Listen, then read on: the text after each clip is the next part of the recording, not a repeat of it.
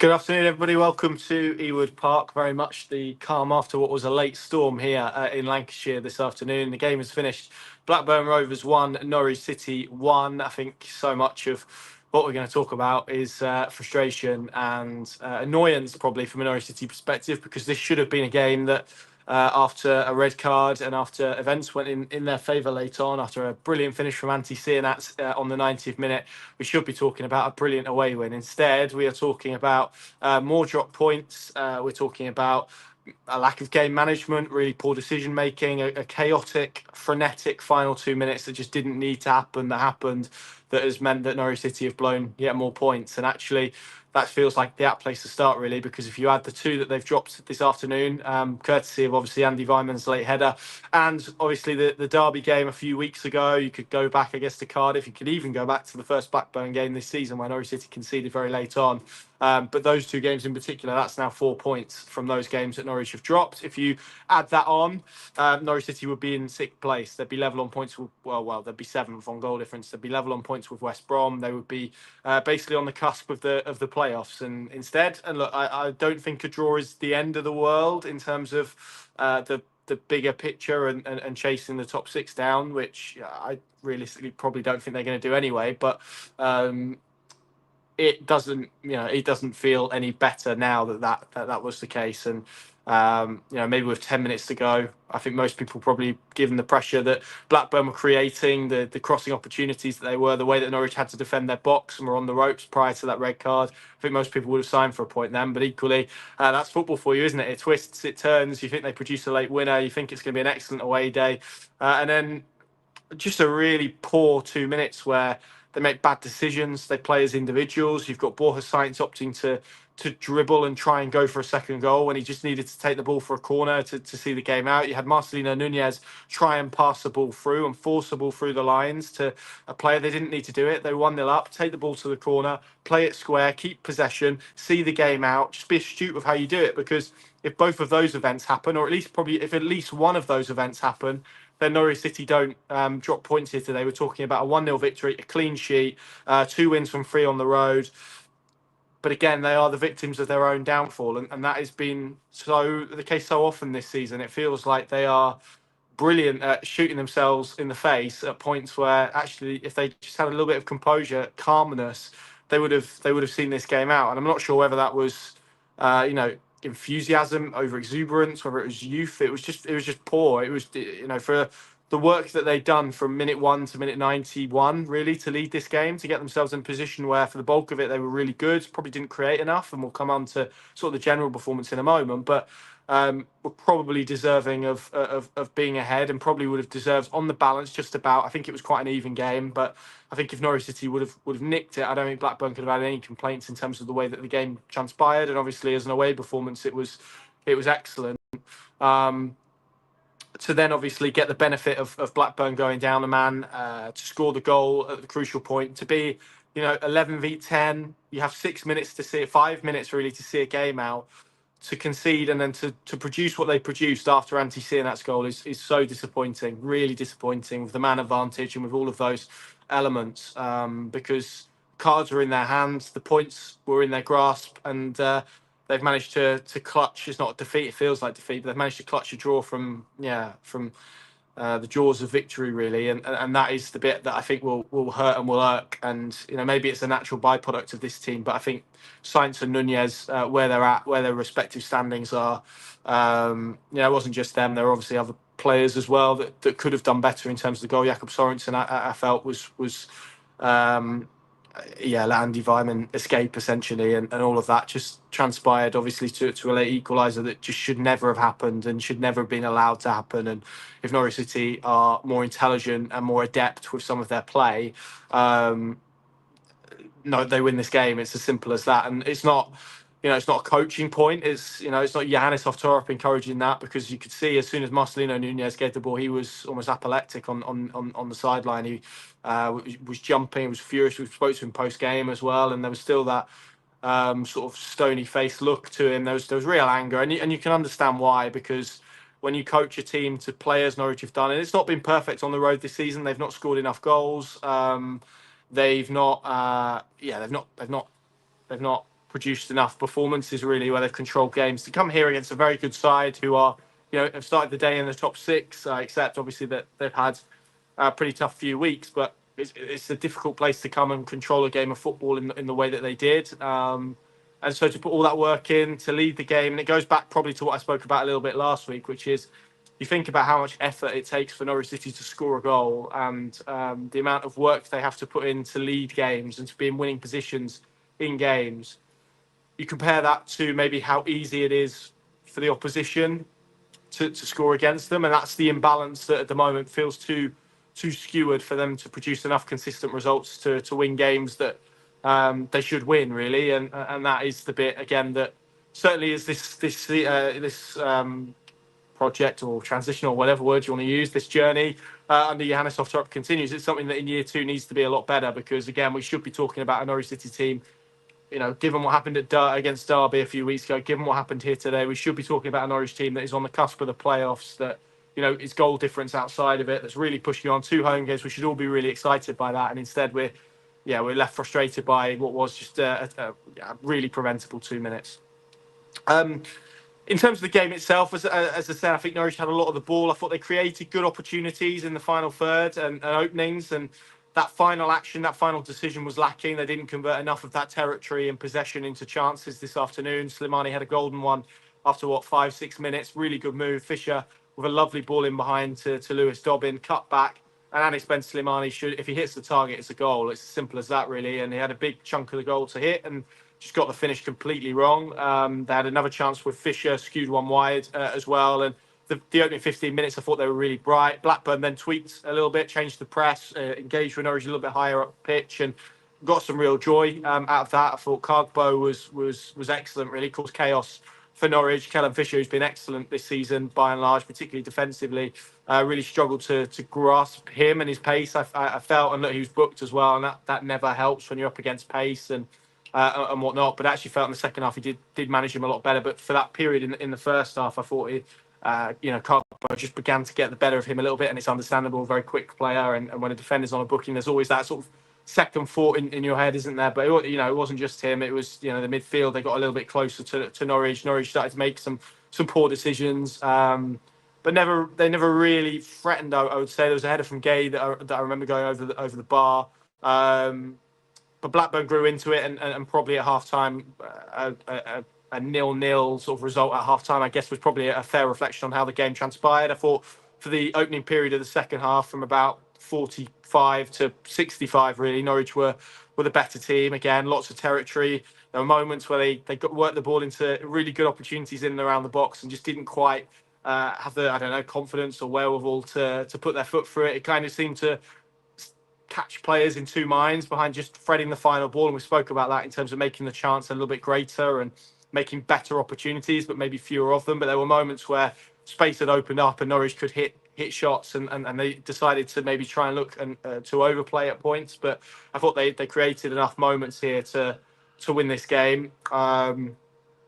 And then probably between about 65 and the red card, really, I thought Blackburn grew into it a lot more, caused a lot more problems, put Norwich under a lot of pressure. I thought Norwich looked a little bit leggy before the red card, to be honest. And then obviously the red card happens, the momentum changes. Norwich are playing against 10, Blackburn retreat, and it looked like they played it really nicely. Really good goal that they score. Marcondes out to Science. Brilliant cutback from, Science out to Marcondes, other way around. A lovely cutback from Marcondes, I think, showed basically his quality and what he's provided Norwich City this season when he's played. And it was really good to see him out there this afternoon. And it's a brilliant finish for Antti Sienats. And that's probably speaks to maybe some of my, not frustration, but disappointment, because what a moment that would have been for him if he'd, in what was a crucial game, a playoff, 6-pointer, I guess, to an extent. If he'd have scored the winner and Norwich City would have gone away happy, I think it would have been a brilliant moment for that young man who has endured a difficult season at points. I think it's been over-egged a little bit, maybe how poor he's been. I don't think he's been the case. I think he's been a little bit inconsistent, but he's 20, 21 years of age. He's a young man. It's a difficult role to do, and what he did today that I liked was some of his touches weren't the best, some of his actions weren't the best, but that will to press and want to go and win the ball, and the energy that he put into the performance and the effort that he put into the performance, I thought was excellent. It's a really good finish. It's not easy to do, to meet the ball, to get ahead of the defender, but to keep that finish controlled. It's so easy to lean back and get underneath it and snatch at it. He didn't do that. It was a really firm, punched finish past the goalkeeper into the back of the net, and yeah, that should have been the winning goal, and we should be talking about, what a brilliant moment for that young man and whatnot. And instead, we're talking about frustration and about probably a 2 minute spell of chaos, really. And Blackburn obviously got the equaliser for Andy Weimann cross that he ran off Sorensen. To me, I've seen some suggestions of offside. I think it's one of those where it's so tight, particularly at this level, without VAR or automated offsides or anything like that. You're relying on a human's call, and I think that's within the width of human error, I would suggest. And ultimately, as I've said, Norwich haven't not won this game today because of the referee. We can talk about refereeing decisions. There was a lot of poor ones for both sides, I felt, as seems to be now the standard at this level of football. But that's not the reason Norwich haven't dropped points here today. They've dropped points because of some really stupid decisions. They're playing essentially as individuals in that 2 minutes, and just lost all structure. And when they put so much work in, and it was such a good performance for bulks of it, with, as I say, the caveat that they didn't convert enough chances for that possession territory that they had. But coming away from home, I thought it was a really good effort. It just, it's so frustrating that this team manages to shoot itself in the foot in the way that it did. Other refereeing decisions, the one on Gunn, I don't think we really need to discuss it. It's a red card. It's a clear red card. What's interesting for me, though, because initially I thought he'd given a free kick. There's been some suggestion from some of my media colleagues that it was actually a drop ball that he gave, but there was definitely a conversation that happened with Hyam. So in terms of sort of retrospective action, if it was the case that he gave a free kick, I'm not sure the FA can go back and hand him any retrospective punishment, because that would be deemed as the referee seeing the incident. If it's a drop ball, then clearly it opens a window where the FA can get involved and can offer retrospective action, as Norwich City have seen with Kenny McLean this season. I don't know if it's always hard to argue intent. I think he hasn't looked at Angus as he's gone past, but if you look at the stride that he's running, there is a clear move up of the arm and the elbow that connects to Angus Gunn's face. You can't elbow someone in the face in the way that he did. For me, it's a red card. I don't actually blame the referee necessarily for not seeing it, even though I think he's in a good position. He sees it, or should see it. They're always difficult to see when there's so many bodies, and it's difficult to know his exact position. But it's a red card, and if the referee hasn't seen it and it wasn't given as a free kick, then it should be in a situation where the FA, as Norwich have seen with Kenny McLean this season, get some retrospective action. The Cresene one, I know you. I know there's been a few suggestions that was a red card. I'll be honest, I haven't seen a replay that's definitive enough for me to really say. It looked to me like a yellow initially on the replays I've seen, but again with the caveat that I haven't seen anything other than that. So a yellow probably felt fair. The second one, there isn't any contact from Dennis on Cresene. I think that's the point worth making. So I can see why he's given it as a yellow and whatnot, but I think Norwich would feel hard done by if it wasn't given as a yellow. I can also understand why Blackburn fans are agreed with it. So that's clearly a judgment call. In terms of the penalty late on, I initially thought it was. Saw a replay. I think the contact is outside the box. I think that probably is the right decision in terms of that free kick instead of a penalty. So yeah, all in all, another excellent day of Championship officiating. I've said it a few times to say I don't want to keep making the point, but it's a sad sort of situation I think that the game is in, where we can't produce the level of official that Championship football warrants and warrants on a consistent basis, because it seems every week that it's poor decisions and inconsistent decisions and whatnot. And we as a game need to have a real reflection on how we improve that. So yeah, there we go. What else was I going to say? Lewis Dobbin, that was a really not nice moment to watch. I think clearly he was replaced last week with a calf issue, was deemed fit enough to play today. He's tried to burst sort of towards the goal. I actually thought he started the game really well. It was that cutback for Slimani, but his pace and gives Norwich's front four a really good balance. I think they sort of lack when he's not in it. and it was a really good situation that developed. He kind of burst through and just pulled up, and you could see immediately from his reaction, from the reaction of those around him, that it was a bad one, and it's a calf injury again. And again, I'm not in a position. I'm not an expert, so if there are any experts out there who can maybe offer some insight, that would be great. I'm not in a position to do that, but you have to ask the question when someone's been replaced with a calf injury and then they do it again a week later. I think you have to ask the question of the approach and what's happened this week that's maybe seen him declared fit. And look, maybe there was really justifiable, logical reasons and evidence as to why he was past fit today. And I'm sure there probably was. But I think you do have to ask the question when you see that situation happen again and it's the same area of his body. So, look, the main thing is let's hope he's okay. Let's hope that gets scanned and it's not as bad as it looked. But when you get into March and players start picking up injuries and reacting the way that he did, you begin to fear that it was, that it's a bad one and that he should be out, and that it could keep him out for the season. So let's hope that's not the case, because I really liked watching Lewis Dobbin. I think a little bit of a convert, to be honest, because initially it kind of felt he was all pace and didn't really have much to connect that to. I think he's made real strides in the last couple of months or so. So let's hope we do see him again in a Norwich shirt pretty soon.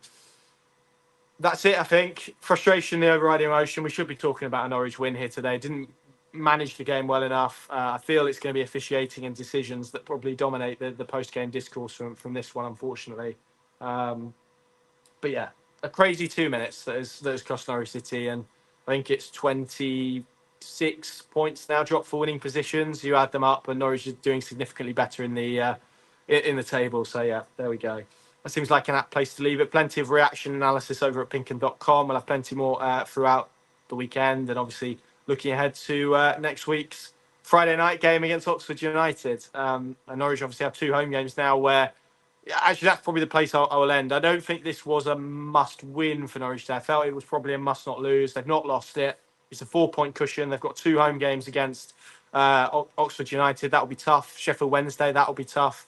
If they can extract a high amount of points, and I'm talking 4 minimum, really, but I think it probably needs to be 6, then they can get themselves back in the conversation, I think, and really apply some pressure. And that feels to me like probably where we're at now. It's about Norwich City applying pressure and trying to keep in touch with the pack. So, let's hope they can do that. Thank you very much for watching from Ewood Park. I recognise you can't really see much of it behind me because of the light, but it's always good to come here. And I don't think Norwich have lost here now since 2012, which is some record. So, thank you very much. Thanks for watching. Safe trip back to the 900 Norwich fans, and we'll see you again very soon.